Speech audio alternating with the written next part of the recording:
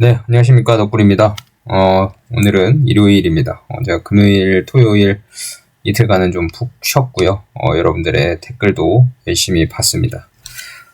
드디어 내일이네요. 내일 이제 이뮤노반트가 실적 발표를 하게 되는데, 항상 이뮤노반트는 실적 발표할 때마다 어떤 코멘트들이 좀 있었거든요. 향후 임상 개발 계획이나 아니면 현재 진행하고 있는 임상 진행 경과 또는 임상에 대한 결과 이런 것들이 좀 실적 발표 통해서 많이 나왔을 때가 있었고, 지금 TED 갑상선 암병증 관련해서 이제 결과 발표가 올해 하반기에 나온다고 했는데, 과연 내일 나올지 아니면 12월 주주총회 전에 발표가 될지 아니면 주주총회 끝나고 발표가 될지 거기까지는 잘 모르겠습니다만, 예상을 하기론 좀 발표가 될 타이밍이 되지 않았나 싶긴 해요.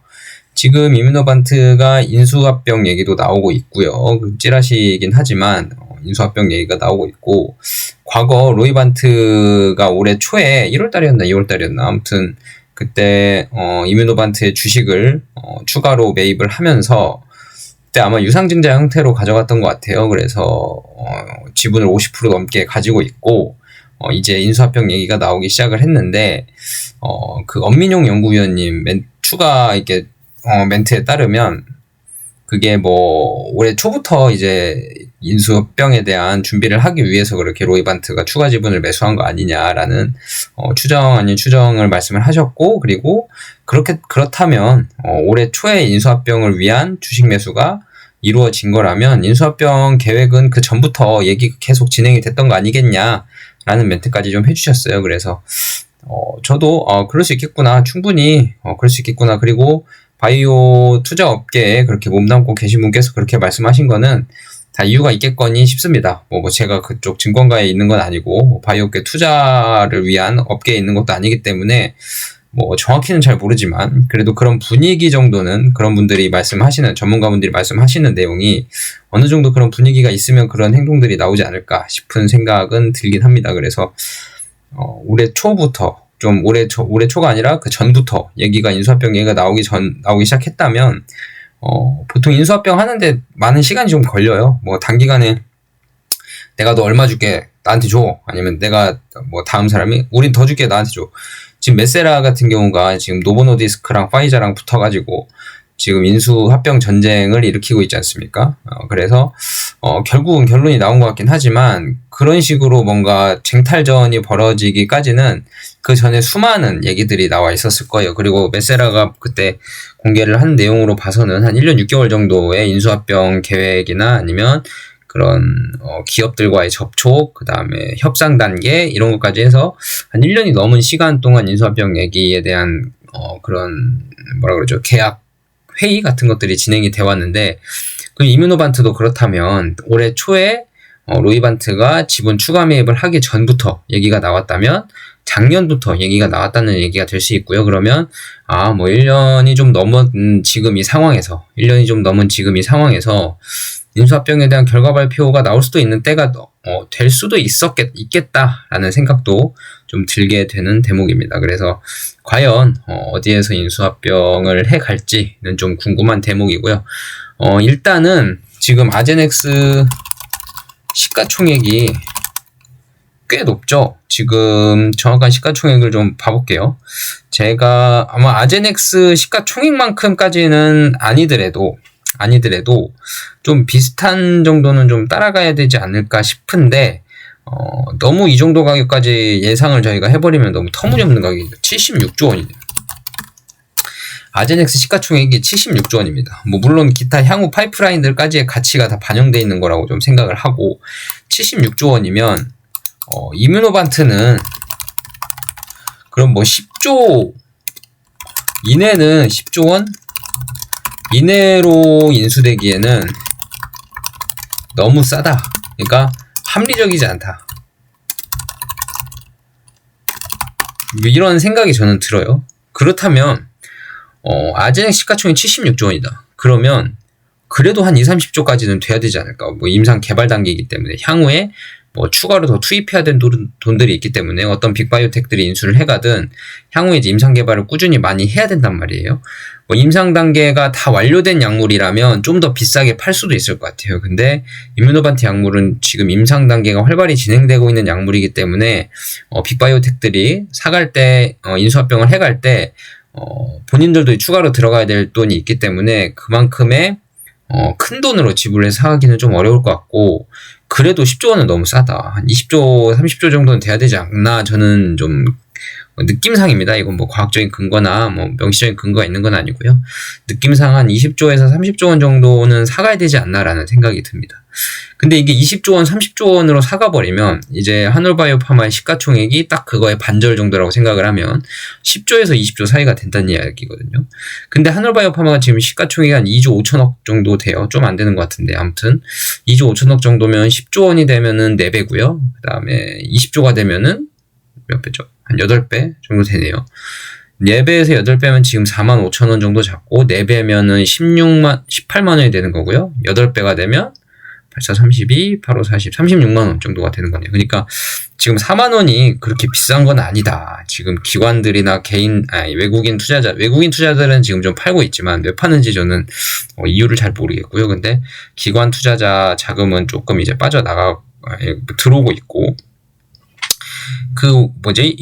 금요일 날 또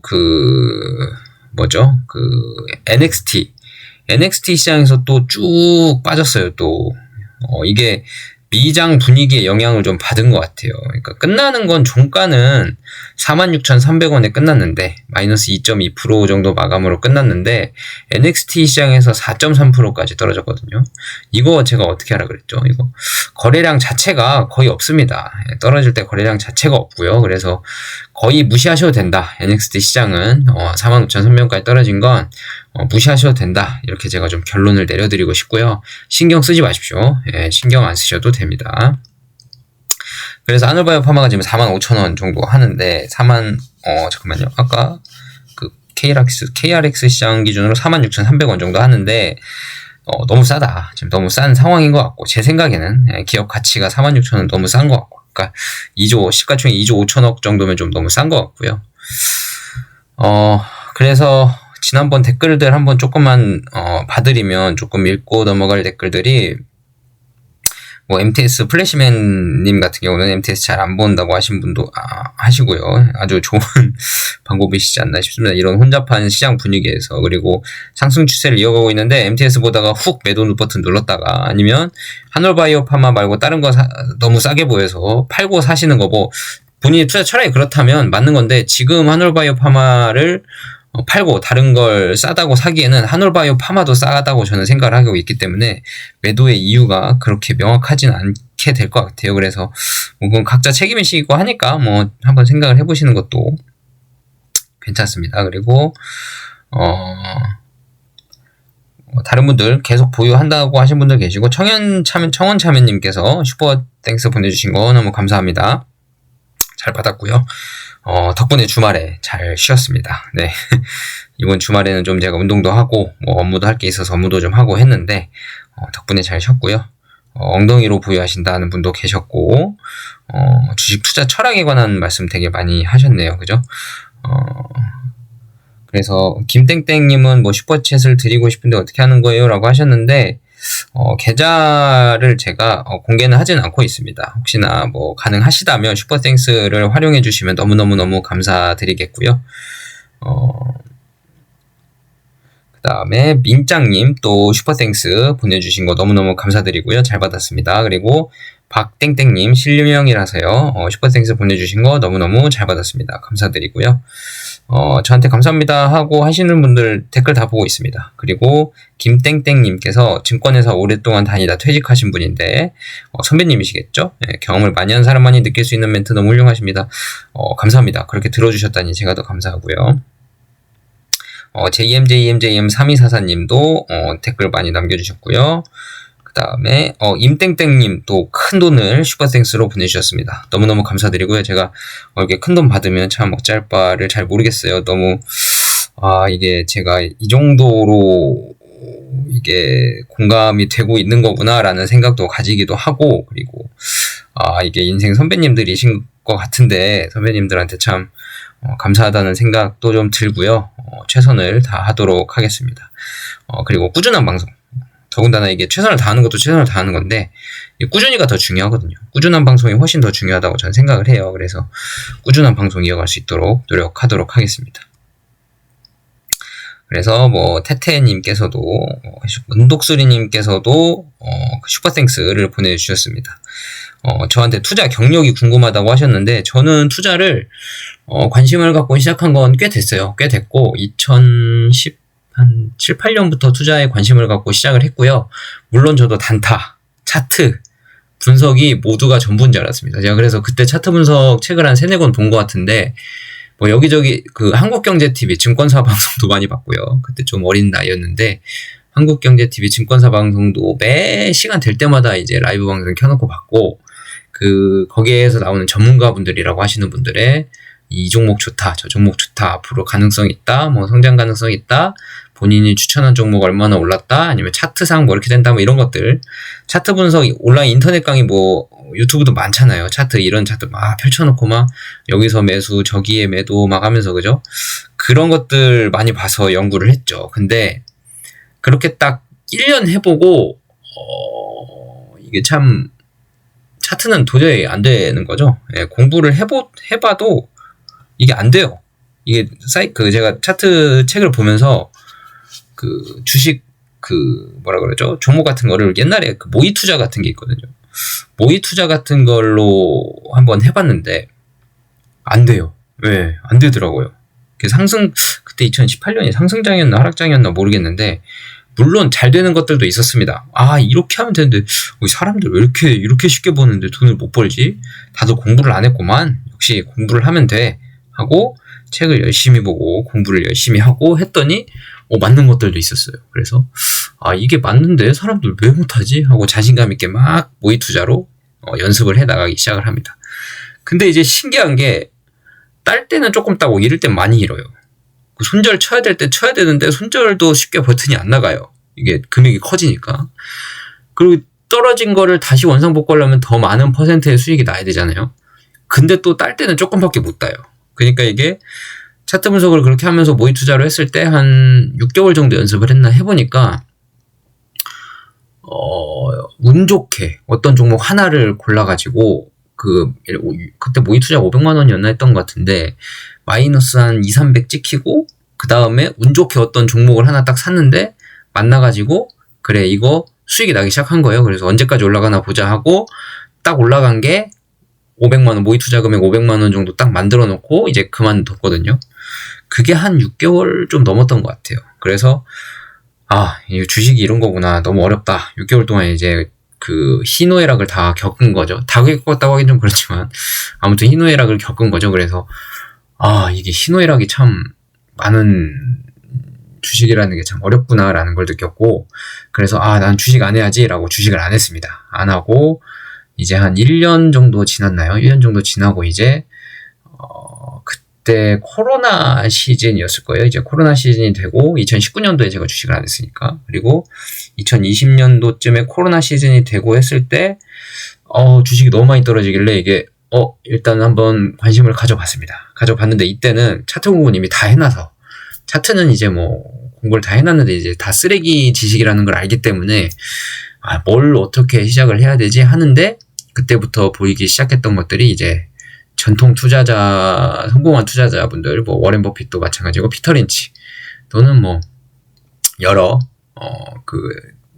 CEO들이나 아니면 투자자들의 책을 읽기를 시작을 했습니다. 그래서 그런 전통적인 투자자 책들은 꽤 읽어 나가고 있고 지금도 도서관에서 빌려서 보고 있고요. 지금도 계속 투자 철학은 늘 연습하고 복습하고 생각을 되새기고 하고 있는 중입니다. 저도 도서관 가면 차트 책 같은 부분 코너가 있잖아요. 그런 부분은 아예 보고 이쪽이 차트다 싶으면 차트 책은 쳐다보지도 않아요. 아예 거긴 다 책이 수십 권 수백 권 있어도 다 쓸데없는 얘기라고 저는 생각을 하기 때문에 물론 차트 신봉자들이 있어요. 네가 잘못해서 그런 거야. 네가 아직 덜 알아서 그런 거야 하시는 분들도 계시는데 글쎄요. 그런 분들 상승장에서 유튜브 찍으시는 분들 막 여기저기 출장 나가시면서 막 이때는 매수 저때는 매도 하면서 막 이렇게 가르쳐 주시는 분들도 계시고 막 하시더라고요. 근데 와, 이거는 거의 결과론적 얘기가 대부분이고, 저도 과거에 있는 차트 보고 지적하라 그러면 다 할 수 있을 것 같아요. 예를 들어서 손실 본 투자자가 있는데 제가 거기 가서 손실을 봤다는 걸 알잖아요, 그 사람이.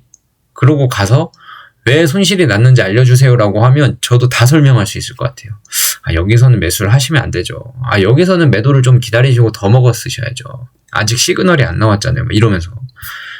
그런 건 다 저도 할 수 있을 것 같아요. 근데 그 차트에 관련된 책이나 그런 내용들이 다 결과론적인 얘기고 쓸데없는 얘기고 앞으로 향후의 미래를 차트 보고 어떻게 미래를 아는지도 모르겠어요. 제가 이런 세력이 솔직히 세력이라는 말도 저는 솔직히 쓰진 않거든요. 왜냐하면 뭐 기관이나 외국인 투자 자금들은 투자 자금들이지 얘네들이 뭐 주가 조작을 하기 위한 뭔가 그런 느낌의 단어인 세력이라는 얘기가 사실 전혀 맞지 않는 얘기고, 예를 들어서 주가 조작을 위한 정말 그 세력이라는 단어를 쓸만한 자금들이 있는 투자자들이라면 그 투자 자금을 주가 조작을 위해서 쓰기에는 지금 주식시장이 너무 투명해졌고 금감원이나 이런 감독기관들의 모니터링이 더 이제 좀 타이트해졌기 때문에 이제 세력이라는 말은 좀 저는 좋아하지는 않습니다. 그래서 아무튼 뭐 저희가 뭐 차트 보면 뭐 세력이 들어와서 뭐 거래량이 늘었고 이때부터는 뭐 추후 차트를 보면 뭐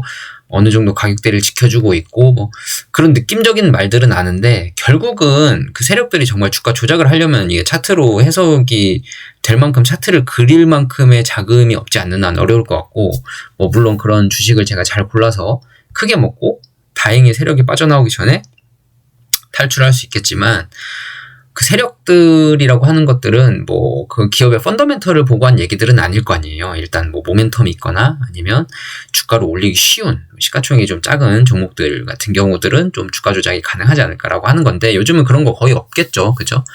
그러니까 세력이라고 하는 것들이 좀 없다고 생각하고 차트도 사실 믿지는 않습니다. 그래서 그때부터 제가 2020년도쯤 들어왔을 때부터 전통적인 투자자분들의 책들을 좀 읽기 시작을 했고, 그러다 보니까 주식을 좀 그때 바로 시작한 건 아니고 책을 읽으면서 제가 투자 철학 같은 것들이 한 두세 권 읽다 보니까 하는 얘기들이 다 비슷한 것 같은 거예요. 뭐 돈을 아껴서 투자를 하는데 뭐 싼 주식을 사야 되고 기업 가치 펀더멘털 좋은 것들 사야 되고 펀더멘털 분석은 이런 식으로 해야 되고 뭐 기업 경영진을 보는 것도 중요하고, 그다음에 이 사회는 어떻게 이루어져 있는지 그 기업의 기술력, 경쟁사에 대한 위협 아니면 그 성장 산업에 대한 시장 크기 뭐 이런 것들을 다 이렇게 분석을 해서 해야 된다는 얘기들이 처음 볼 때는 어려웠는데 2권, 3권, 4권씩 이렇게 보다 보니까 하는 얘기들이 다 비슷한 거예요. 그래서 뭐 피터 린치 같은 경우는 뭐 유명하죠. 실생활에 있는 제품들을 보고 사람들의 반응을 보고 투자를 하는 뭐 이런 것도 좀 느끼게 되고 하니까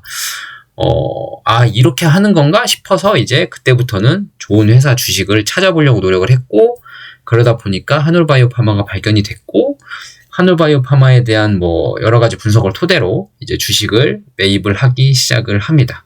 근데 매입을 하기 시작을 했는데 한올바이오파마가 뭐 부작용일 수도 있었고, 그래서 임상이 중단도 됐고 하면서 이 투자 철학에 대한 제 마음이 좀 흔들릴 때도 있긴 했었어요. 그래서 이거를 계속 놓아가도 되나 싶을 정도로, 왜냐면 펀더멘털이 그때는 흔들려 버렸기 때문에. 근데 손절을 치기에는 마이너스 폭이 막 50% 60% 이상 넘어가고 있었기 때문에 이걸 계속 매입을 해야 되나 싶은 찰나에 그때 이제 조금씩은 이제 꾸준히 사고 있었고요. 근데 그때 이뮤노반테에서 1402번 지금 말하면 아이메로 프로바트 핵심 파이프라인이 됐죠. 아이메로 프로바트에 대한 임상이 성공을 하면서 주가가 급등을 하면서 지금 제자리까지 올라와 있는 상황이고요. 그래서 그때 느낀 건 내가 그때 흔들렸던 펀더멘털은 주식 가격을 보고 있었구나. 내가 기업을 보고 있었어야 되는데 주식 가격을 보고 있어가지고 주식 가격 보고 내 펀더멘털을 흔들어 버린 거구나. 그러니까 그때 느꼈죠. 가격은 사람들의 투자 심리에 따라서 언제든지 움직일 수 있다. 근데 펀더멘털은 흔들리지 않는구나. 그러니까 펀더멘털이 크게 훼손이 되거나 경쟁사가 더 확실한 경쟁사가 나와서 이 시장을 다 잠식할 만한 경쟁사가 나와서 이 회사가 무너질 정도가 아닌 이상은 펀더멘털은 주식 가격으로 말을 할 수는 없는 거구나 라고 좀 생각을 했고요. 그러니까 그때 떨어졌을 때는 가격 보고 펀더멘털이 제가 이제 떨어졌다고 좀 생각을 한 것 같고, 그 더 이상의 펀더멘털 파이프라인이 이제 없다고 생각을 해서 흔들렸는데 1402번이라는 파이프라인이 된 걸 확인을 하고 이 회사 펀더멘털이 괜찮네 하고 그때 주가가 반등을 하기 시작을 했고요. 그래서 저도 뭐 15,000원, 16,000원까지 떨어졌나? 아무튼 그때까지 주식을 떨어졌을 때 이제 계속 다시 모으기 시작을 합니다. 꾸준히 모으기 시작을 해서 지금까지 계속 모으고 있고요. 그래서 하늘바이오파마를 그런 식으로 투자를 했고, 다른 종목도 이제 그때 이제 하늘바이오파마 투자하면서 분산 투자의 중요성도 제가 책에서 읽었던 것들 중에 많은 부분에서 그런 얘기가 나왔기 때문에 여러저러 종목들을 분산 투자를 하기 위해서 기업을 찾아내는 중에 지금 제가 투자하는 종목들은 한 5종목 정도 되고요. 거기에 이제 알맞게 분산을 해서 최대한 넣어보려고 하고 있습니다. 제 투자 스토리를 좀 얘기를 했는데, 아무튼, 그 은독수리님께서 슈퍼땡스 보내주시면서 여쭤보셔가지고 대답을 좀 해드렸고요. 나머지 분들은 다 이제 갈 길이 멀다, 많이 남았다 하고 하시는데, 너무너무 댓글 감사드리고요. 감사드립니다. 모든 댓글들 다 읽어봤습니다. 너무 감사드리고, 그래서 이제, 오늘은 이제 드디어 내일이잖아요. 내일. 이제는 내일이 이뮤노반트 내일이 이뮤노반트 실적 발표 시간이 다가왔습니다. 과연 이뮤노반트는 무슨 얘기를 할까? 좀 이제 추정을 좀 제가 생각을 해봤어요. 생각을 해봤더니 첫 번째로는 1402번 뭐지? 1402번 아이메로프로바트죠. 한 번만 쓸게요. 아이메로프로바트 1402번 추가 임상질환 공개 정도가 좀 나오지 않을까. 지금 총 6개잖아요. 한번 보면 TED는 바토콜리맙이고요. 1401번이고 1402번은 MG 중증근무력증 소문자로 그냥 쓸게요. CIDP 그 다음에 CIDP고 그 다음에 쇼그렌 증후군 그 다음에 쇼그렌 증후군 그 다음에 루푸스 그 다음에 류마티스 그 다음에 가장 중요한 그레이브스병 이렇게 총 6가지의 파이프라인을 진행을 하고 있고 근데 여기에 이제 추가로 플러스 알파 원래 그 알파 모양으로 해야 되는데 찾기가 귀찮으니까 그냥 A로 했습니다. 추가 알파 뭔가가 추가 알파가 공개가 되지 않을까 기대 정도는 하고 있습니다. 근데 뭐 공개를 해도 주가에 그렇게 큰 영향은 없을 거예요. 왜냐하면 뭐 결과가 나온 게 아니라 그냥 우리 이 임상 진행할 거야 정도의 계획이기 때문에 주가 상승은 따로 없을 것 같긴 하고 그리고 CLE 같은 경우 그때 과거에 CLE 피부 홍반성 루푸스 CLE 같은 경우 임상 공개를 할 때 환자 한 2명 정도의 데이터를 이미 임상을 어느 정도 진행한 환자들의 긍정적인 데이터를 같이 결과 공개를 하면서 우리 CLE 임상도 합니다 라고 공개를 했거든요. 이번에도 과연 혹시나 추가 임상을 더 진전된 임상을 공개를 한다면 일부 환자들에도 투약한 결과가 같이 공개가 되면서 그 파이프라인 추가 질환을 파이프라인이 아니라 추가 질환에 대한 임상 시작을 공개를 할지에 대해서 조금 기대를 조금 하고 있습니다. 조금 아주 일부 안 할 수도 있습니다. 안 할 수도 있고 그 다음에 두 번째는 TED 결과 발표를 과연 내일 할 수 있을까 하는 겁니다. 사실 가능성은 이게 가장 높다고 봐요. TED 결과 발표 상업화 발표죠. 상업화. 근데 이게 12월 초쯤 그 DS 투자증권의 그 김민정 연구원님께서는 12월 초쯤으로 예상을 하고 계셔가지고 글쎄요 12월 초쯤에 발표가 날 수도 있겠죠. 내일 같은 경우는 이럴 수도 있어요. TED 결과 발표가 아니라 TED 결과는 언제 공개합니다 라는 거만 발표하고 갈 수도 있죠. 그러니까 TED 결과는 12월 달에 공개합니다 라고 갈 수도 있습니다. TED 결과 발표를 공개하면 결과 발표를 만약에 내일 한다면 당연히 뭐가 나와야 돼요? M&A가 나와야 되고요. 12월 10일날 주주총회가 있잖아요. 그러니까 TED 결과 발표를 하면 상업화 발표를 하면 당연히 M&A가 따라와 줄 것 같긴 해요. 왜냐면 상업화를 하는데 로이반트나 이뮤노반트는 지난번에도 말씀드렸다시피 바이오테크 회사이기 때문에 얘네들이 영업망이 없어요. 그래서 우리 상업화 할 거야 라고 얘기가 끝나버리면 너네 어떻게 할 건데 라는 게 시장의 의문입니다. 그러니까 그 의문점만 남기고 우리 상업화 할게 안녕 하고 갈 건 아닌 것 같고, 상업화 할 건데 우리 어떻게 진행할 거야 라는 구체적인 방안이 공개가 될 것 같아요. 그게 M&A가 됐든 바토클리마 파이프라인만 판권 계약을 해서 어떤 제약사가 팔게 됐든 뭐 이런 것들이 있을 것 같고, 근데 이게 만약에 M&A까지 얘기가 나온다면 바토클리마만 팔지는 않을 거다. 1402번 아이메로프루바트까지 같이 M&A를 할 거다라는 게 예상입니다. 그럴 수밖에 없긴 할 거예요. 왜냐면 바토클리맙에 대한 데이터들이 계속 이제 쌓이기 시작할 거고, 1402도 같은 약물이기 때문에 살짝 물질만 좀 물질은 같은 약물이기 때문에 살짝 이제 좀 이제 물질에 대한 조금 성분이 조금 다르니까 이렇게 이름이 다르겠죠. 아무튼 바토클리맙과 아이메로프루바트는 비슷하기 때문에 서로의 데이터가 공유가 되는 게 정말 중요하거든요. 지난번 과거 영상에서도 제가 누누이 말씀을 드렸지만 이 두 약이 다른 제약사에 떨어져 있으면 자료 데이터 공유가 쉽지가 않아요. 그래서 바토도 안 좋고 약만 팔아야 되고, 데이터가 쌓여도 쓸 일이 없고, 1402도 다른 제약사에 있으면 바토의 데이터가 공유가 안 되니까 이게 상업하는 데 시간이 더 걸릴 수도 있고, 아니면 추가 질병 확장을 좀 더 느리게 해야 되고, 이런 상황이 생길 수도 있거든요. 그러니까 바토클리맙만 M&A 시키지 않을 거다. 결국은 이뮤노반트를 다 이제 어느 회사에 M&A를 시키든 아니면 뭐 로이반트의 지분을 사가든 해서 이뮤노반트의 대주주가 되든 이렇게 되게 될 텐데, 그때 김민정 연구위원님 하신 가능성에 대해서 좀 보면, 그때 제약사가 3개 정도가 있는데 제가 지금 기억이 나는 건 사노피였나요? 사노피, 노바티스,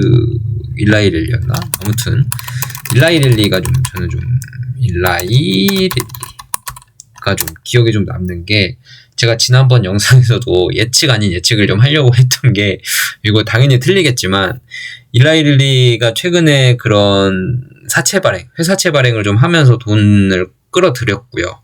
그래서 투자자금 모집을 했고, 그 돈을 지금 썼는지는 모르겠어요. 어디 큰 회사를 인수를 한다던가 하는 게 없는 것 같고, 공장 좀 짓는다 그랬던 것 같은데, 공장을 짓기 위해서 일라이릴리가 회사채 발행을 했을 것 같진 않고, 뭔가 큰 딜을 하기 위해서 그런 회사채 발행을 했을 것 같은데, 그런 큰 딜을 하고 있기에는 지금 비만약을 일라이릴리가 너무 잘하고 있단 말이에요.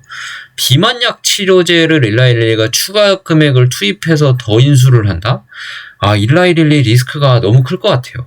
비만약에만 너무 몰려있으면, 이 시장이 한번 엉그러지면 일라이릴리 비만약이 지금 잘 되고 있긴 하지만 경쟁이 치열해지고 어디선가 경쟁력 있는 약물이 나와버린다면, 안 나온다는 보장은 없으니까 나와버린다면 일라이릴리는 회사가 무너져 버릴 수도 있거든요. 그러면 비만약에 너무 몰두가 돼 있으면 파이프라인이. 그렇기 때문에 분명 다른 파이프라인도 일라이릴리는 지금 비만약이 잘 팔리고, 지금 이제 경구용도 이제 팔잖아요. 경구용 약물까지도 이제 성장성이 풍부하고 하니까 그런 현금 흐름까지 돌아온다면, 이제 비만약에 대한 추가 투자를 통해서 뭔가를 더 진행한다기보단 뭐 얘들이 잘하는 항암이나 아니면 뭐 이런 면역 질환 치료제 같은 경우, 이런 그 자가 면역 같은 경우, 이런 쪽의 파이프라인도 확보를 좀 해놔야 일라이릴리도 좀 리스크 분산이 좀 되지 않나라고 저는 좀 얕은 지식으로 좀 생각을 하고 있고요.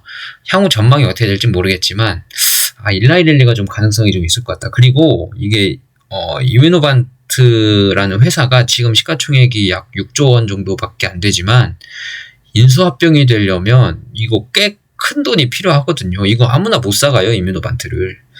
뭐 10조 원, 5조 원, 10조 원 줘서 안 됩니다. 지금 메세라 같은 경우 경구용 비만이었나요? 저도 D&D팜한테 공부를 많이 안 해가지고 제가 뭐 이렇다 저렇다는 말씀을 못 드리고, 파이프라인에 대해서는. 근데 뭐 M&A 할 때 금액 같은 거는 좀 봤는데, 파이자가 뭐 금액을 더 올려서 10조 원인가? 10조 원 정도로 이제 뭐 딜을 하려고 하는 것 같더라고요. 근데 이제 꽤 비싸게 사가는 거예요. 그거 비만약인데 제가 알기로는 뭐 임상 초기단, 완전 극초기는 아니어도 그래도 좀 초기 단계 쪽에 속한 것 같은데, 그거를 10조 원 주고 사간다는 거는 가능성도 높게 보지만 그 파이프라인에 대한 성장성도 높게 보고 있는 거잖아요. 그죠?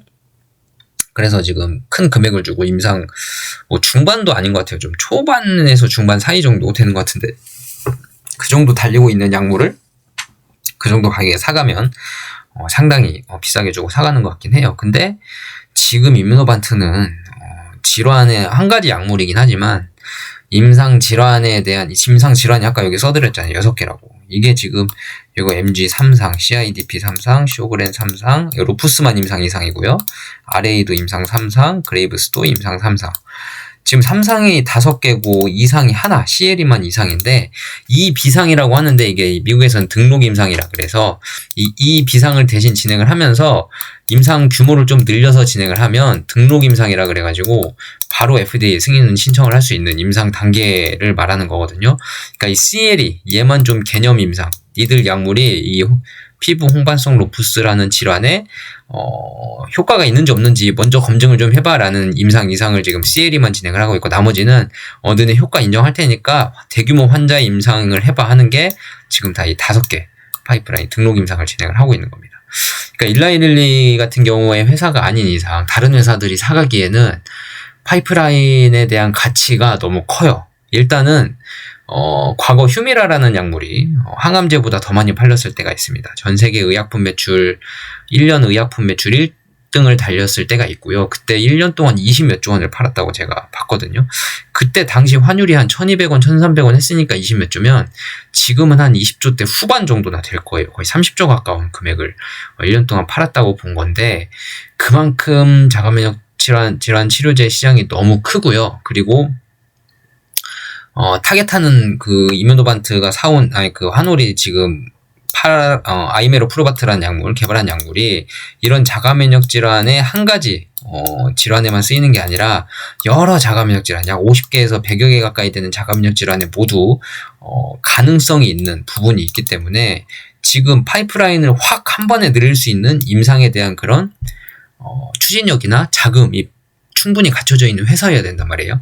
그러니까 약물도 비싸게 사갈 수 있는 회사여야 되고 비싸게 사온 약물을 무리 없이 추진력 있게 다양하게 그리고 신속하게 추진할 수 있는 회사가 미국 아무리 빅바이오테크 회사라고 해도 크게 많이 없어요. 그리고 일라이렐리가 지금 제가 보기에는 지금 달려가기가 좋은 게 비만약 치료제로 현금 흐름이 너무 좋아져서 앞으로 현금 흐름이 계속 좋아질 건데 그러면 이 약물들에 대한 파이프라인을 더 추가로 확보를 해서 임상을 더 진행을 한다면 나중에 이제 2027년부터 파토클리맙이 만약에 상업화가 된다면 2027년부터 추가 현금 흐름이 나올 곳이 하나가 더 생기고 또 여기 아이메로프로바트는 2029년경부터 상업화가 될 약물들이 있기 때문에 2029년부터는 이제 비만약과 함께 추가 시너지 효과가 충분히 날 수 있는 상황이 될 수 있고요. 그리고 특히나 이 그레이브스병 같은 경우는 지금 환자군도 정말 많아요. 한 33만 명 정도의 그것도 불응성 환자. 지금까지 나온 약물들로는 치료가 안 돼서 지금까지 나온 약물들이 처음부터 안 들었거나 하다가 재발이 됐거나 내성이 생겼거나 아니면 뭐 규칙적으로 관리가 잘 안 되거나 그런 사람들이 그레이브스병만 해도 33만 명이라는 환자를 보유를 하고 있기 때문에 그 사람들은 관리가 안 되고 있는 상황이거든요. 그러니까 기존의 약물들을 다 넣었는데 관리가 안 돼서 지금 치료가 안 되고 유지만 해도 잘하고 있는 그런 정도의 상황인데 지난 바토클리맙 데이터를 보면 이 그레이브스병 환자들이 정말 향후 그러니까 투약을 24주간 투약을 하고 6개월간 투약을 안 해봤더니 그 6개월간 투약 안 한 그 시즌 동안에도 더 이상 약물을 투약을 안 해도 질병이 관리가 되는 그러니까 6개월간 약물 안 먹고 자유롭게 살아보는 그런 사람들은 지금 평생 동안 그래본 적이 없는 사람이거든요. 약물을 계속 먹어왔고 관리를 해왔고 갑상선 호르몬 유지를 위해서 관리를 해온 사람들인데 그 사람들이 이제 바토클리맙을 만나면서 6개월 동안 약을 투여도 안 하고 먹지도 않고 관리가 되는 상황을 겪은 거예요. 그러니까 얼마나 편하겠어요. 그죠? 그렇기 때문에 특히나 이 그레이브스병에 대한 기대감이 크고 이것만 해도 환자군이 33만 명이면 약가가 꽤 비싼데 지난 DS 투자증권 리포트를 영상을 참고해 주시면 됩니다.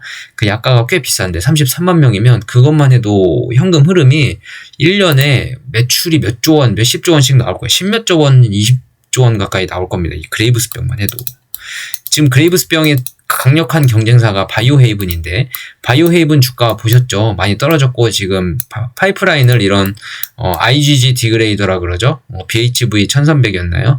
그쪽에 좀 집중해서 투자를 하고 있는데, 과연 지금 이렇게 시가총액이 낮아지고 연구개발비가 많이 들어가고 있는 상황에서 만약에 이 임상이 실패를 한다면 바이오헤이븐이 살아남을까 싶기도 하고, 만약에 이 임상을 꾸준히 진행을 하려면 회사 입장에서는 또 돈이 없으면 안 되잖아요. 돈이 필요한데, 그럼 주주들한테 손을 벌릴 때 엄청난 주식의 발행을 또 해야 되고요. 지금 그때 바이오웨이븐이 한창 주가 떨어졌을 때 회사 대표가가 자사주 매입을 엄청 했거든요. 막 100억 원, 아니 100억 원이 아니라 10억 원씩 막 했던 것 같아요. 100만 달러 막 이렇게 했던 것 같은데, 지금 주가 완전 다 떨어져 버려가지고 지금 CEO도 망했습니다. 망했어.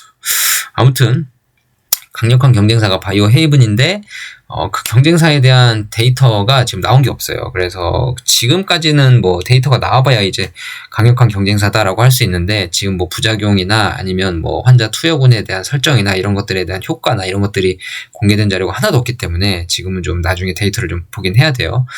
근데 지금까지는 데이터가 공개가 안 됐기 때문에 경쟁사라고 말하기는 조금 어렵다. 같은 질환의 임상을 진행하는 그냥 다른 회사 정도다라고만 좀 알아주시면 될 것 같고, 아무튼 일라이릴리가 지금 가장 가능성이 저는 높다고 좀 봐요. 추가 지금 비싸게 약물을 사가기도 하고, 추가 파이프라인 확장에, 아니 추가 질환 적응증 확장에 따른 그 현금 흐름이 좋고, 데이터를 잘 뽑아내고 나중에 시너지 효과도 클 수 있는 회사가 일라이릴리라고 좀 생각을 하고, 일라이릴리가 만약에 사간다면 또 한 10조 이상, 20조, 30조를 주고 사갈 수도 있는 여력이 충분히 되기 때문에 빅바이오 빅딜이 올해 최대의 빅딜이 또 나오지 않을까 싶은 생각이 좀 들기도 할 정도로 이뮤노바트 기업 가치가 많이 올라가 있는 상황이라고 보여지고요. 특히나 바토클리맙 TED 데이터가 좋다면 당장에 2027년부터 추가 현금 흐름이 일라이릴리는 생기기 때문에 매년 현금 흐름이 추가로 발생하는 거기 때문에 엄청난 시너지 효과를 또 일라이릴리 자체적으로도 현금 흐름 개선을 통해서 많은 걸 얻을 수 있는 상황입니다. 아무튼 서로 간 윈윈 하는 회사가 일라이릴리가 좀 인수를 하는 게 맞지 않나라는 생각이 좀 들고요. 그래서 저는 좀 가능성을 일라이릴리 조금 높게 보고 있습니다. 그래서 지금 내일 이뮤노반트 실적 발표할 때 어떤 내용들이 나올까 하는 것들이 뭐 이 정도 내용인데, 그러니까 만약에 예를 들어서 TED 상업화 발표를 한다 그러면 이럴 것 같아요. TED 상업화, 만약에 TED 결과 긍정적, 우리 상업화 할 거다. 그래서 예를 들어서 일라이릴리라고 하면 일라이릴리에서 주당 얼마 추가 자금 추가 뭐 마일스톤이라고 해요. 마일스톤 얼마 해서 우리 인수합병 할 건데 할 계획이다. 12월 10일 날 주주총회니까 우리 그때 결정하자.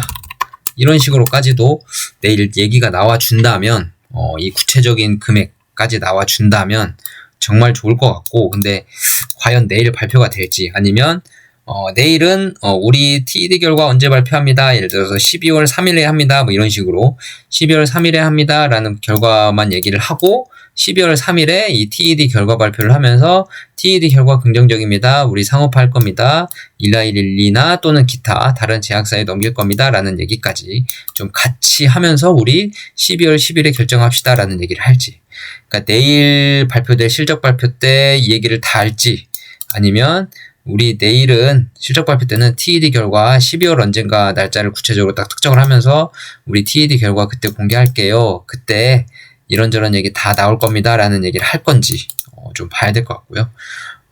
그 다음에 아이메로 프로바트에 대한 질환 확장 가능성, 이 플러스 알파의 질환에 대한 공개가 또 추가로 있을지 좀 집중 있게 봐야 될 상황인 것 같습니다. 제 생각에는 지금 한올바이오파마 주가가 아직 자금이 좀 덜 들어왔어요, 지금. 왜냐하면 외국인들이 너무 팔고 있고요.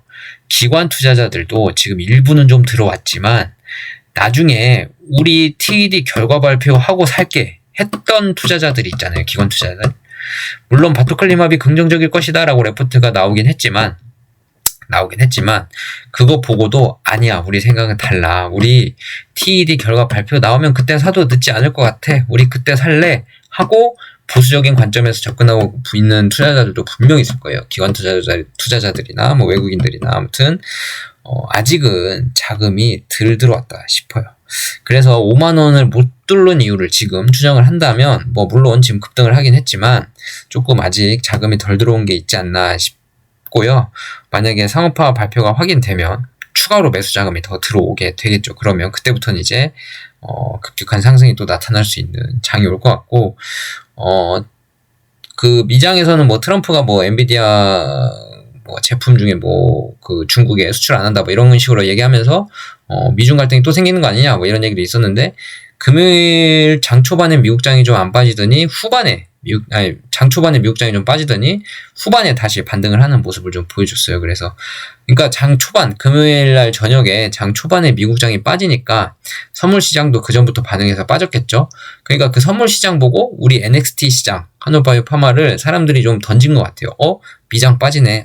월요일에 빠질 수도 있겠다 하고 일부 던지는 물량들 때문에 NXT 시장 거래량 자체가 너무 작기 때문에 조금만 던져도 그 주가 가격이 떨어질 수 있거든요. 지금 그리고 한올도 많이 올라와 있는 상황이라 다들 수익이라서 팔고 싶은 사람들은 얼마나 팔고 싶겠습니까? 엉덩이 가벼우신 분들은 엉덩이 무거운 사람한테 얼마나 돈을 주고 싶겠어요. 그래서 엉덩이 가벼우신 분들의 그런 물량들이 나와주면서 조금 이제 금요일 저녁에 NXT 시장에서 좀 빠졌는데 아무튼 지금 뭐 미장이 조정 중이니까 뭐 서서히 기다렸다가 이제 슬슬 매수 기회가 오지 않겠냐 한다는 둥 뭐 아니다 더 빠져야 된다 지금은 아니다 라고 말씀하시는 분도 계시고 하는 둥 하는데 이런 이야기들이 다 뭐겠어요. 주가 가격 맞추려고 열심히 노력하시는 분들이에요. 지금이 고점이다 아니다 저점이다 모아가야 된다 하시는 분들이 다 나는 예언자다. 나는 미래를 볼 줄 안다. 지금의 주가를 다 맞출 줄 안다. 그러니까 지금이 바닥이라는 거야 라고 예언을 하시 예언가분들 그런 예언가분들의 말을 믿고 여러분들이 투자를 기다리시거나 아니면 투자를 뭐 바닥이라고 생각해서 무리하게 하시거나 한다 해도 지하 2층 3층이 생긴다면 그분들이 여러분들 투자자금 절대 책임져 드리지 않습니다. 그러니까 얼굴도 모르는 사람들 뭐 특정 일부 주식을 잘 맞춘다는 외국인 애널리스트들 유명한 애널리스트들의 말들 뭐 공매도 쳐야 된다 공매도로 유명한 외국인 투자자도 있잖아요. 한 명 이름이 지금 생각이 안 나는데 영화도 나오고 그분이 있는데 그런 거 맞추려고 하시는 분들의 말이 신빙성이 더 높아 보이긴 하지만 그분들 못 맞춥니다. 홀짝 맞추는 거랑 똑같아요. 주식 올라간다 안 올라간다 홀짝 맞으면 거봐 내가 맞다 했지 틀리면 쏙 들어가서 조용히 있습니다. 틀렸네 하고 아무 말도 안 하고 있어야지 하고 쏙 들어가서 있습니다. 그런 얼굴도 모르는 사람들 추정 따위는 믿지 말고 본인들의 여러분들의 저 스스로의 스스로 각자 스스로의 자금을 어떻게 하면 꾸준하게 지속적으로 투자를 할 수 있을지 투자 철학을 점검을 해보시는 게 낫고요. 그 시간에 그리고 그렇게 결정이 됐으면 본연의 투자의 길을 뚜벅뚜벅 한 걸음 한 걸음씩 걸어 나가시는 것만이 향후에 큰 수익이나 아니면 지속 가능한 투자를 하기에는 정말 이만한 방법이 없습니다. 그 워렌 버핏이 말한 법칙 중에 그런 게 있잖아요. 투자 금액을 잃지 말라. 1번 투자 금액을 잃지 말라. 2번 1번을 까먹지 말라. 뭐 이런 얘기 있잖아요. 그죠? 투자 금액을 잃지 말라라는 얘기가 도대체 저는 뭔 얘기인지 몰랐거든요. 근데 잃지 말라라는 얘기가 그런 것 같아요. 투자 철학을 꺾지 말아라. 주식으로 자금을 잃는다는 얘기는 내 투자 철학이 흔들렸다는 얘기입니다. 흔들렸으니까 매도를 하죠. 그죠? 투자 철학을 꺾지 말라. 이 얘기 같아요. 주식을 잃지 말라는 얘기는.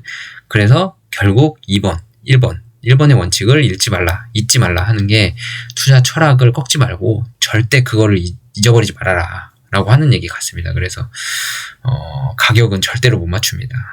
서로 같이 저도 그렇고 또 한 번 서로 같이 명심하고 우리 투자를 하시는 게 좋을 것 같습니다. 절대 주식은 홀짝 게임이 아닙니다. 차트 보고 그림 맞추는 게임도 아니에요. 절대 도박처럼 그렇게 쉽게 내 돈을 힘들게 번 돈을 10만원 20만원 정도 잃어도 되지 뭐 내일 또 벌 건데 지금은 괜찮습니다. 젊을 때 일하고 직장 있고 할 때는 10만원 벌 때 괜찮아요. 내일도 월급이 들어올 거고 다음 달에도 월급이 들어올 거니까.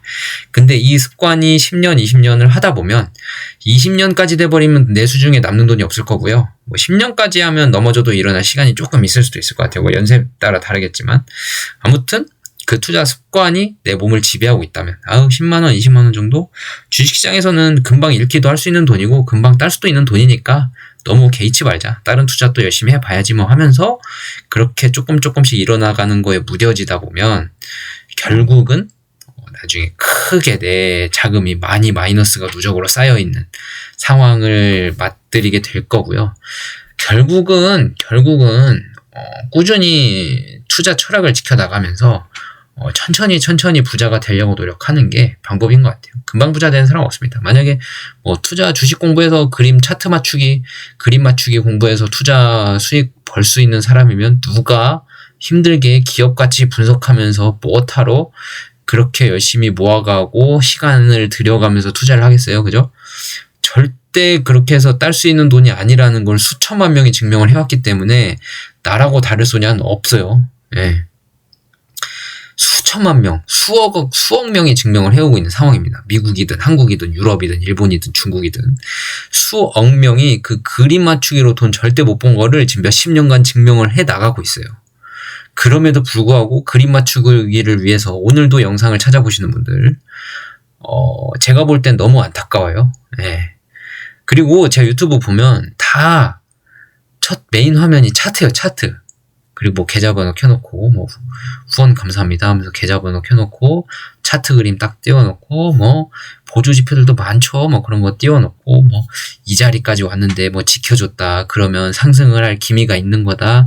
겉봐라 상승하지 않았냐. 그러면 앞으로 어떻게 되겠냐. 지금 예를 들어서 45,000원이 됐는데 한올이 이 45,000원을 뚫으면 뭐 더 올라갈 여지가 이제 상방이 열려 있어서 언제까지 갈지 모르고 뭐 45,000원을 또 못 뚫으면 조정을 오면은 또 4만원대에서 지지선이 있으니까 뭐 지지선을 지켜줘야 되고 또 지지선 못 지키면 35,000원까지 떨어지고 이거 뭐 누가 몰라요. 차트 보고 다 얘기할 수 있죠. 근데 절대 그렇게 해서 돈 못 법니다. 그럼 언제 사요 도대체? 그럼 비쌀 때 사야 돼요. 45,000원 뚫어야 삽니다. 그러면 그럼 뭐하러 45,000원 뚫으면 사요? 왜요? 안 뚫을 수도 있으니까 그거 보고 그럼 언제 사요 주식? 결국은 비쌀 때밖에 못 사잖아요. 뚫어야 사는 거니까. 안 뚫으면 또 못 사잖아요. 그죠? 그러니까 이게 절대 도박처럼 투자하시면 안 됩니다. 그거 절대 아니고요. 열심히 펀더멘털 분석하고 회사 이사회 분석하고 또 회사 이사들이 주식을 다 갖고 있는지 보고 또 회사의 기업 가치가 얼마나 되는지 보고 파이프라인 튼튼한가 보고 경쟁사는 얼마나 있는지 보고 경쟁사의 시장 가치는 얼마나 받는지 보고 그다음에 뭐 향후에 확장 가능성 얼마나 있는지 보고 그다음에 이 회사의 투자 철학이 뭔지 보고 이런 것들을 다 이제 공부를 하시면서 해가면 기업 하나 공부하는데도 저 지금 한올바이오 파마 영상만 지금 몇 개째 100개 이상 찍고 있잖아요. 그죠? 이것만 해도 바빠요. 바빠. 근데 다른 거 막 10개 바이오테크 회사 10개 분석해가면서 막 이 회사는 이거고요. 저 회사는 저거고요. 이 회사는 뭐 얼마나 될 거고요. 뭐 다른 경쟁 약물들 얼마고요. 물론 바이오 업계에 계시는 분들이면 그게 본업이기 때문에 가능할 수도 있을 것 같아요. 그것만 보시니까. 근데 일반 투자자분들이 그런저런 얘기 다 확인하시긴 어렵고요. 그리고 대부분의 바이오 업계에 계신 분들 말고 그런 투자 회사나 아니면 그런 레포트 쓰시는 그런 애널리스트 분 출신들이나 그런 현직에 계신 분들을 빼고 일부 유튜브를 찍고 있는 유튜버들 중에서 차트 보고 기업 펀더멘털 보고 기업 그 리포트 보고 이런저런 내용 분석하고 약물 분석하고 뭐 이런저런 내용 검색하는 사람 치고 장기 투자하거나 아니면 경쟁사들에 대한 데이터, 이사회에 대한 데이터 아니면 뭐 그 시장에 대한 데이터, 사이즈, 크기를 딥하게 공부하시는 분은 사실 많이 없어요. 그러니까 물어보면 답변 정도는 다 할 수 있어요. 공부를 했으니까. 근데 더 딥한 내용, 예를 들어서 뭐 펩트론 이사회 분들은 주식을 얼마나 갖고 계신가요? 펩트론 이사회 분들은 지금 어떤 식으로 지금 회사를 운영하고 계신가요? 아니면 뭐 펩트론의 경쟁사, 가장 큰 경쟁사와 그 경쟁사의 이사들은 얼마나 지금 어떻게 하고 있나, 이런 것들 뭐 상당히 어렵습니다. 참고로 아제넥스 같은 경우는 그 이사회가 상당히 진취적인 분들은 맞아요. 되게 그리고 딥한 사업 철학을 갖고 있는 사람들도 맞더라고요. 성공적으로 지금 시가총액을 올리고 있는 이유가 그 이사회들의 능력이 그만큼 따라주기 때문에 그렇게 시가총액이 많이 올라가고 있는 겁니다. 그렇기 때문에 이런저런 딥한 내용들을 분석하는 유튜버들은 많지 않을 수밖에 없는 게 사실 이게 돈이 안 돼요. 제가 지금 한올바이오 파마를 집중적으로 하고 있지만 다행히 여러분들께서 많이 구독을 눌러주시고 슈퍼땡스도 열심히 도와주시고 하고 계셔서 제가 힘을 내고 하고 있지만 이거 사실 한올바이오 파마만 했다가는 유튜버 중에서는 돈이 그렇게 안 될 거예요. 왜냐면 다른 기업들 막 문의해서 답변해주는 사람이 좋지. 누가 한 종목만 해가지고 내 종목 아니네 하면 안 볼 텐데 그잖아요. 한올바이오 파마 안 갖고 있는 사람이 더 많을 텐데 제가 다른 건 답변을 못 해드리잖아요. 그럼 누가 저를 좋아하겠어요, 그죠? 뭐 다른 분들 뭐 이건 이렇습니다, 저건 저렇습니다, 전 이건 좋게 보고요, 저건 안 좋게 봅니다, 이런 것들 공부하면 어느 정도 답변은 할 수 있습니다. 근데 그건 돈을 댈 수 있어요. 사람들이 내 종목 해주네 하면서 이제 구독하기 눌러주고 댓글도 달아주고 슈퍼땡스도 보내주고 할 수 있지만 그렇게 깊하게 과연 알 수 있을까? 그럴 시간이 있을까? 그런 일만 하면은 할 수도 있습니다. 예. 그것도 아마 많은 회사를 하진 못할 거예요. 제가 봤을 때 하루 종일 확인하면 뭐 10개 안쪽으로밖에 못할 것 같아요. 예. 하루 종일 그것만 매달리면 365일 매달리면 근데 쉽지 않다. 예. 바이오 회사 투자하는 게 쉽지 않다. 아무튼 이런저런 얘기가 길었는데 투자 철학 다시 한번 점검해 주시고 가격 절대 못 맞춥니다. 지금 살 때다, 팔 때다, 고점이다, 아니다 하는 것들 다 무시하시고 그렇다고 저만 믿으라는 얘기 아닙니다. 여기 보시죠. 본인의 책임에 다 있습니다. 그러니까 본인이 스스로 생각을 해보세요. 지금 이 한올바이오 파마가 기업 가치가 싼 건지 아니면 투자자분들의 관심을 너무 많이 받고 있어서 지금 가격이 많이 비싸져 있는지 그럼에도 불구하고 사람들은 찬양을 하고 있는지 주변에서 이거 안 사면 바보다라는 얘기를 듣고 있는지 이런 것들 그래서 기업 가치가 너무 부풀려 있는 거 아닌가라고 의심할 때가 됐는지 이런 것들을 본인이 판단을 하셔서 투자 철학을 정립해 나가시고 만약에 예를 들어서 이럴 수 있어요. 나는 5만원이 비싸다. 한올이 5만원이 비싸다고 생각해 라고 하고 파시는 분들이 있는데 그게 10만원이 가더라도 본인이 그렇게 비싸다고 팔면 생각을 하고 팔았으면 후회가 덜해요. 근데 이런 거 저런 거 판단 없이 그냥 5만원 됐으니까 비싸다. 내 수익률이 50%니까 많이 먹었다는 거는 100% 후회하고요. 내가 기업 가치를 이렇게도 따져보고 저렇게도 따져봤는데 5만원 너무 비싸. 나는 팔래. 하면 나중에 10만원이 돼도 난 그때 비싸다고 판단했어. 라는 게 있기 때문에 그러면 또 다른 종목들 또 투자 또 할 수 있어요. 네, 그분들은 다른 종목 봐도 나 이 주식 너무 싸다고 생각해 라고 하고 주식을 사기 시작하면 그것보다 더 떨어지면 내가 싸다고 생각한 것보다 더 떨어졌네. 그럼 더 사지 하면서 이게 되거든요. 아무튼 투자 판단에 대한 책임은 본인들에게 있으니까 투자 철학에 대해서 한 번 더 점검을 해보시고 그리고 내일 실적 발표가 드디어 있는데 좀 떨리긴 하네요. 내일 무슨 내용이 좀 나올지 좀 긍정적인 얘기들이 좀 나와줘서 여러분들의 기분을 좀 좋게 해줬으면 좋겠고 아니면 뭐 안 나와준다고 해도 뭐 날짜라도 좀 나와준다면 기대감이 살아있으니까 그런 것들이 좀 나왔으면 좋겠고 뭐 만약에 뭐 M&A 우리 아직은 안 할 거다라는 얘기가 나올 수도 있어요. 그러면 또 시간이 또 길어질 수도 있습니다. 그럴 때는 뭐 펀더멘털이 안 흔들리면 나중에 결국은 M&A를 할 거기 때문에 저는 뭐 투자 철학이 흔들릴 필요는 없다고 좀 생각을 하고 있고요. 이런저런 이미지 트레이닝을 열심히 하고 있습니다. 이 기대감, M&A를 무조건 할 거다라는 기대감은 조금 묻어두실 법도 한 게 이게 뭐 찌라시로 나온 건 얘기이기 때문에 정확하지는 않을 수 있거든요. 그러니까 M&A 안 할 수도 있겠구나. 그 생각도 해야지. 맞아. M&A 안 할 수도 있겠구나. 라는 생각을 좀 하셔야 이게 나중에 M&A 안 했네. 실망스럽네. 하지만 매도할 내용은 아니네. 정도까지는 갈 수 있지 않을까 싶습니다. 그럼 오늘 영상은 이것으로 좀 마치겠고요. 일요일 저녁인데 다들 남은 몇 시간 안 남은 휴일 잘 보내시고 내일 활기찬 월요일 좀 되셨으면 좋겠고요.